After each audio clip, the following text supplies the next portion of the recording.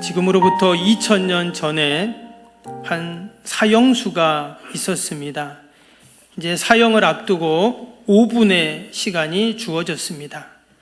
당시 이 사람의 이 사형수의 나이는 28살이었습니다. 참 짧은 인생을 살았는데 또 남은 시간도 5분밖에 없습니다. 그래서 이 사형수는 남은 5분을 어떻게 보낼까 생각하다가 내가 이 남은 5분 가운데 2분은 지금까지 살아오면서 내가 알고 있던 사람들에 대한 작별 기도를 해야 되겠다, 이런 생각을 합니다.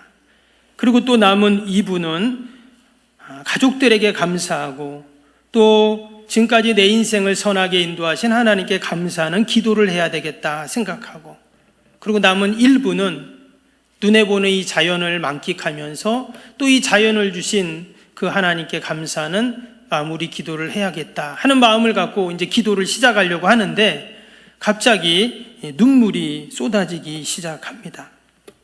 멈출 수 없는 눈물이 계속 흐릅니다. 그러다가 2분이 지나가 버렸습니다.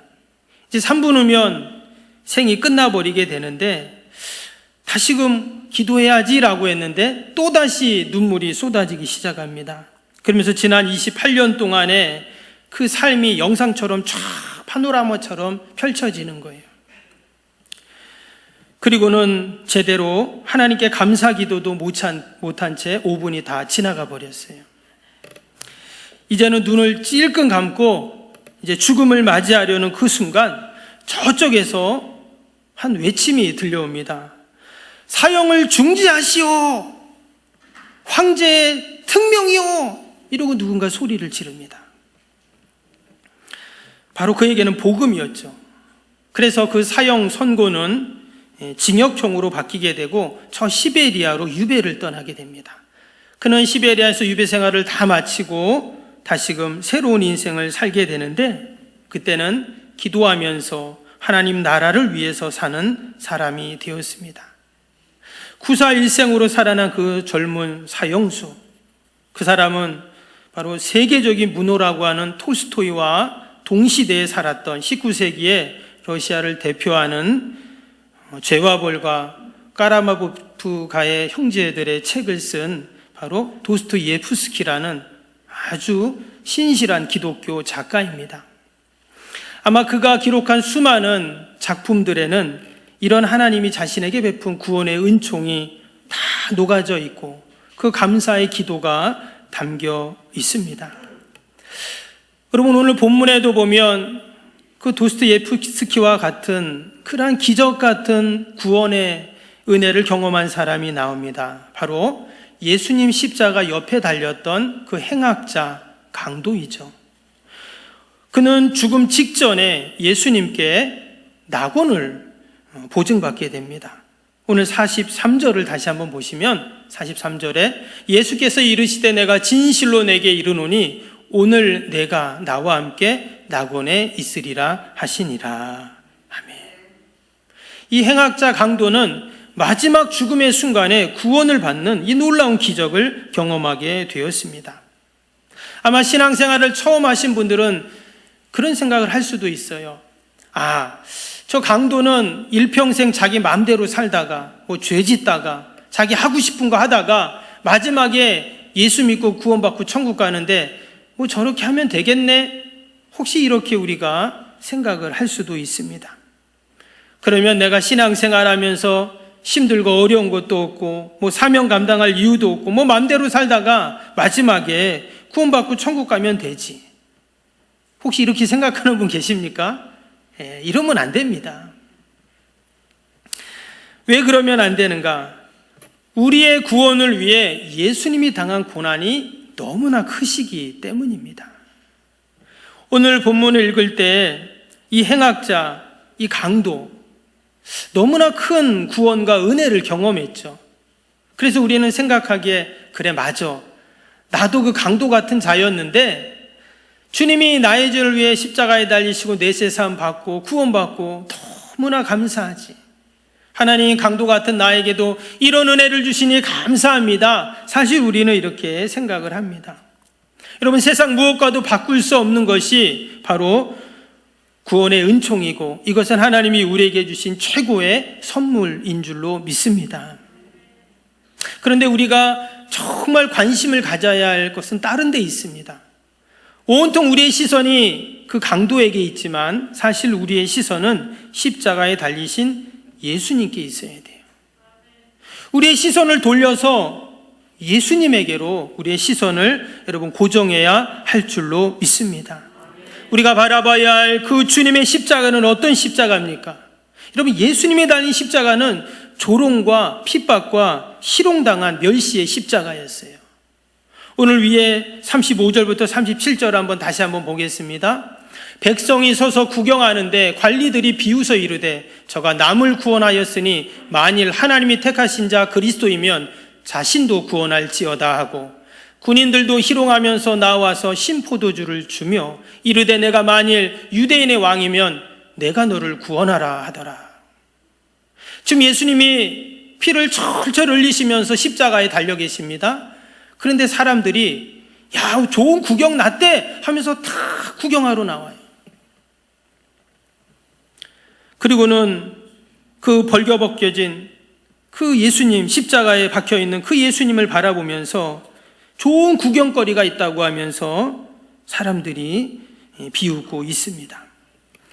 보니까 관리들도 비웃는다고 했습니다. 이 사람들은 지난 전날 밤 대제사장 그 뜰에서 예수님께 침을 뱉고 예수님의 눈을 가리고는 주먹으로 때리고 누가 때렸는지 맞춰봐라 이렇게 희롱했던 자들입니다. 그리고는 뭐라고 말합니까? 남들은 구원하더니 너도 한번 구원해봐라 이런 조롱을 합니다. 그리고는 저러고도 그리스도래 하면서 깔깔 비웃고 있습니다. 36절에는 로마 군병들이 나옵니다. 그들은 예수님의 머리에 가시면류관을 씌우고 예수님의 손에 갈대를 쥐어주고 그리고 예수님 앞에 무릎을 꿇고는 마태복음에 뭐라고 했냐면 당신은 유대인의 왕이여 평안할지어다 조롱하는 거죠. 심지어 39절에 보니까 예수님과 함께 옆에 달렸던 그 행악자 강도 한 사람은 예수님을 비방하고 조롱합니다. 여러분, 예수님을 조롱할 자격이나 됩니까? 그 강도가? 그런데도 예수님을 조롱해요. 내가 그리스도냐? 우리도 구원해봐라. 지금 예수님이 달린 십자가는 이런 십자가입니다. 조롱과 멸시와 희롱을 당하셨어요. 여러분, 이런 조롱과 희롱을 당한 예수님의 마음이 어땠을까요? 예수님은 지난주에 십자가에서 육체적인 고통을 당하셨다고 같이 말씀을 보았죠. 손과 발에 못이 박히셔서 그 나무에 매달리셔서 숨을 한번 쉬려면 머리에서 발끝까지 온통 그 고통을 다 견디셔야 했습니다. 근데 무려 6시간 동안 그 나무에 십자가에 못 박혀 계셨죠. 육체적인 고통도 어마어마한 고통이었지만 사실 육체적 고통보다 더 고한 고통은 뭐였냐면 정신적 또한 심적인 고통이었다는 거예요. 여러분, 사람이 참기 힘든 게 뭡니까? 인격적 모독이거든요. 조롱과 멸시를 받는 것입니다. 내가 잘못한 것이 있어서 그런 게 아니라 그냥 억울한 조롱을 당하는 거예요. 우리가 종종 뉴스나 또는 매스컴을 통해서 아파트 경비원 아저씨들, 또 청소하는 아주머니들, 또는 학교에서 아이들이 왕따를 당하거나 학폭으로 인해서 극단적인 선택을 했다. 어제도 보니까 또 뉴스에 그런 게 나오더라고요. 아파트 경비하는 아저씨가. 우리가 그걸 볼 때 얼마나 가슴이 아픕니까?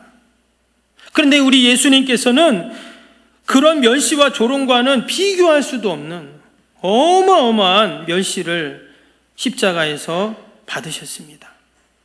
여러분, 우리가 예수님의 살아온 인생을 한번 돌아보면 예수님이 그런 조롱과 무시와 멸시를 받으실 분입니까? 그렇지 않습니다. 고통받고 신음하고 있는 병자들을 고치신 게 어찌 조롱받을 일입니까? 굶주리고 배고픈 자들에게 먹을 것을 주고 배불리 먹이신 게 어찌 멸시받을 일인가? 소외되고 외로운 사람들의 친구가 되어주신 것, 그게 왜 희롱받을 일입니까? 그럼에도 불구하고 예수님은 더 많은 칭송과 찬송을 영광을 받으셔야 함에도 불구하고 예수님께서는 이런 억울한 조롱과 핍박을 받으셨습니다.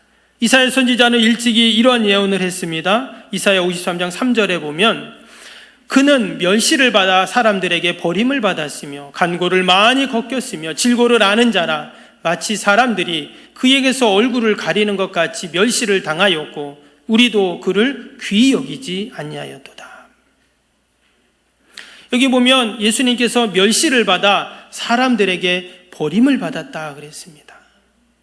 예수님은 온 우주 만물을 창조하실 때 그 창조에 동참하셨던 성자 하나님이시죠. 그런데 예수님이 만든 수많은 이 땅의 피조물 가운데 가장 잘 만들었다고, 보시기에 가장 심히 좋다고 하셨던 인간을 만드셨는데, 근데 그 인간에게, 그 피조물에게 지금 버림을 받으신 겁니다. 이거는 앞뒤가 안 맞는 말이에요. 우리가 종종 보면 여기 펜션이나 뭐 이렇게 캠핑장이나 이렇게 보면 사람들이 이렇게 주말에 놀러 오시잖아요. 특히 휴가철에 보면 이분들이 왔다 가면 막 강아지들이 왔다 갔다 해요. 강아지를 버리고 간 거예요. 반려견들을. 뭐 이유가 있겠죠. 그래서 막 우리 장로님도 그렇고 막 동네 사람들이 막 갖다 키웁니다. 어쩔 수 없이. 근데 여러분, 집에서 키우던 반려견을 사실 버려도 안 되지만, 여러분, 반려견이 사람을 버릴 수 있나요? 말도 안 되는 말이죠. 근데 하나님이 만드신 그 피조물이 우리 하나님을 버린 거예요. 그리고 희롱하고 조롱하고 그렇게 비웃고, 예수님의 십자가는 바로 이런 십자가였던 것입니다. 왜 예수님이 이런 억울한 멸시와 조롱과 수치를 당하셔야 했을까요? 바로 예수님 옆에, 십자가 옆에 달렸던 그 행악자 강도를 구원하기 위해서였어요. 아니, 저와 여러분들을 구원하기 위해, 영생을 위해, 낙원을 보장하시기 위해 여러분 십자가에 그런 고난을 당하셨는 줄로 믿습니다. 제가 늘 말씀드리지만 내가 십자가를 바라보면서 아무런 느낌이 없다. 그분은 타락한 분이에요. 그분은 전혀 하나님을 모르는 분입니다. 주님의 십자가 사랑은 너무 커서 인간의 지식과 경험과 또 우리의 이해와 감정의 그릇으로는 사실 다 담을 수 없는 그러한 사랑인 줄로 믿습니다. 찬송가 304장의 가사처럼 하늘을 두루마리 삼고 바다를 먹물 삼아도 나를 향하신 그 하나님의 한없는 사랑, 깊으신 사랑, 크신 사랑은 여러분 다 기록할 수 없는 줄로 믿습니다. 오늘이 사순절 5번째 주일입니다. 다음 주는 종려주일이고 고난주간과 함께 이어지게 되죠.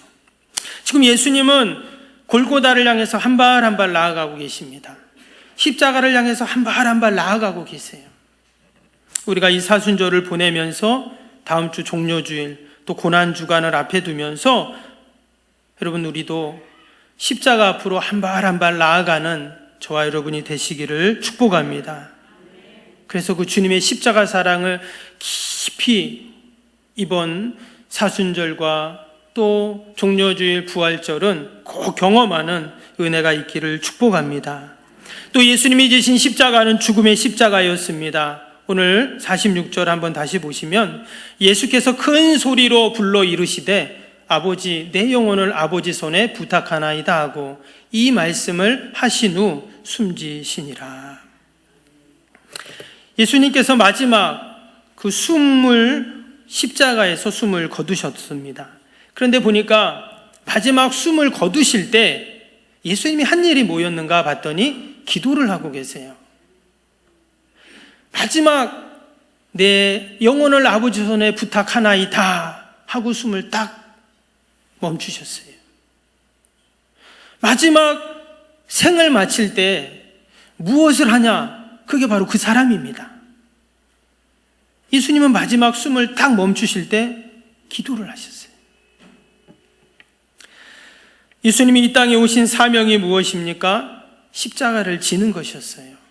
그 사명을 마지막까지 감당하시고 그렇게 숨을 거두신 것입니다. 사람들은 다 한평생을 살아가면서 그 생애가 아름다운 꽃을 피우는 행복한 삶을 다 소망하고 살아갑니다. 아마 우리가 연세가 지긋한 분들은 지난 살아온 인생을 쭉 돌아보면 내 인생에 가장 절정기가 있었을 거예요. 가장 행복했을 때가 있습니다.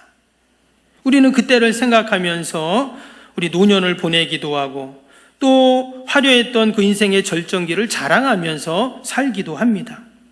그런데 예수님은요, 좀 달랐어요. 여러분, 예수님의 절정기, 인생의 절정기는 언제였을까요? 어렸을 때는 성경에 기록이 잘 나와 있지 않으니까 공생의 기간 30에서 33년 반 동안, 그 3년 반 동안의 생애를 한번 돌아보게 되면 예수님의 가장 인생의 절정기는 언제인가? 수많은 사람들이 모여있는 베세다 들녘에서 예수님께서 오병이어를 행하셨을 때일까요? 아닙니다.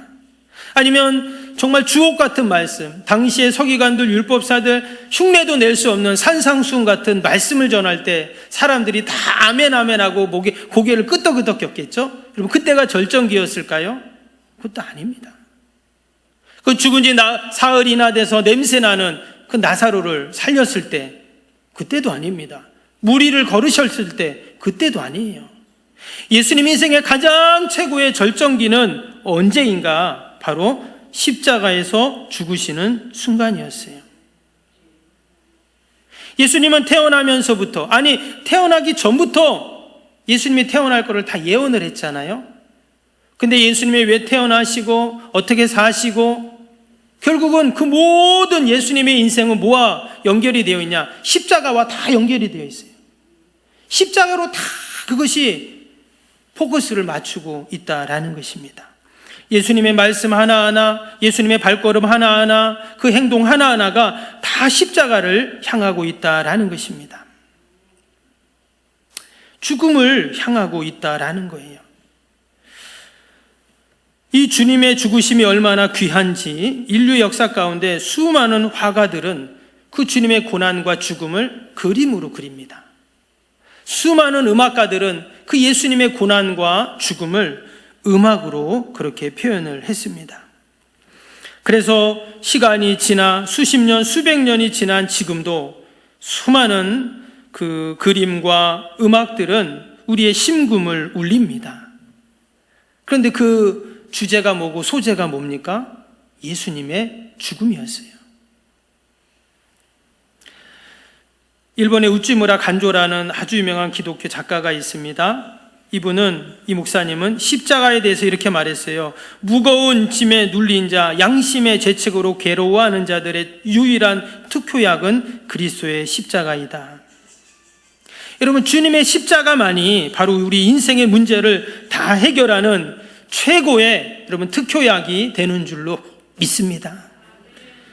우리의 아픔, 또 우리의 눈물, 우리의 질병, 또 내 힘으로 해결할 수 없는 인생의 문제들, 여러분 결국 주님의 십자가가 다 해결해 주시는 줄로 믿습니다. 스코틀랜드의 여류 작가인 클레페인이라는 분이 십자가에 대한 이러한 시를 썼습니다.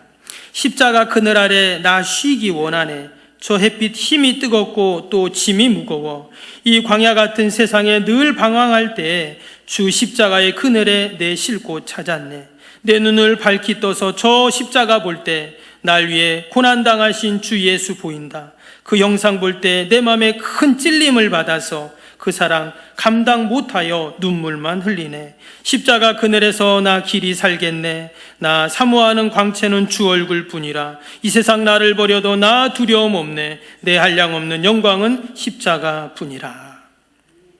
찬송가 415장입니다. 시골에 조그만 농장을 하는 한 부부가 살고 있었습니다. 이 여자분은 집사님인데 참 신앙이 좋았는데 이 남편은 성실하고 선한 사람이었지만 예수님은 믿지 않았습니다. 그래서 이 여자 집사님은 늘 남편을 위해서 기도를 했어요. 어느 날 목사님이 이 농장에 신방을 오셨습니다. 근데 지난밤 한 일이 벌어졌어요. 이 쪽제비가 그 닭장에 가서 닭장에 들어온 겁니다. 그래가지고 목사님과 이 아저씨하고 또 여자 집사님이 함께 닭장으로 갔습니다. 닭장에 가보니까 한쪽 구석에 암탉 한 마리가 가만히 고개를 숙이고 있는 거예요. 그리고 조금 있으니까 그 암탉 날개 사이로 병아리들이 고개를 찔끔찔끔 이렇게 고개를 내미는 거예요. 알고 봤더니 지난 밤에 그 쪽제비가, 근데 보니까 이 암탉 머리에 상처가 있는 거예요. 봤더니 지난 밤에 그 쪽제비가 암탉 머리를 쪼아가지고 피를 다 빨아먹은 거예요. 그래서 이 암탉이 고개를 푹 숙이고 죽어 있는 겁니다. 하지만 그 어린 새끼들이 쪽제비에게 다칠까봐 꼼짝도 않고 가만히 있었던 거예요. 병아리들은 다 살았죠. 목사님이 그 모습을 보고는 아저씨에게 그렇게 말하는 거예요. 아저씨, 이게 바로 예수님의 모습과 같습니다. 예수님께서는 십자가에서 모든 고통을 다 견디셨습니다. 왜? 바로 우리의 죄사함과 구원을 위해 마지막까지 십자가에서 참으신 거예요. 십자가에서 내려오실 수도 있었지만 우리의 목숨을 위해 끝까지 십자가에 달리셔서 죽음으로 우리의 죄를 다 해결해 주셨습니다. 이 얘기를 하고 이제 목사님은 가셨대요. 근데 그 아저씨가 그 목사님의 말뜻을 깨닫고는 얼마 되지 않아 교회에 나와서 예수님을 영접했다고 합니다. 할렐루야. 여러분, 저와 여러분들을 구원하기 위해 예수님께서는 마지막까지 십자가에서 내려오지 않으시고 그 모든 조롱과 멸시와 또 핍박을 다 받으시면서 마지막에 숨을 거두셨습니다. 얼마든지 십자가에서 내려오실 수 있으셨지만 우리의 구원을 위해 기꺼이 희생을 하셨습니다. 사순절이 점점 깊어지고 있습니다. 그러니까 다시 한번 그 주님의 십자가 사랑을 기억하고 또 그 십자가 사랑을 우리의 신비에 가득 새기고 우리가 더 십자가 앞으로 가까이 나아가 주님을 만나고 그 십자가 넘어 영광스럽게 부활하신 주님을 경험하는 저와 여러분이 되시기를 주님의 이름으로 축복합니다.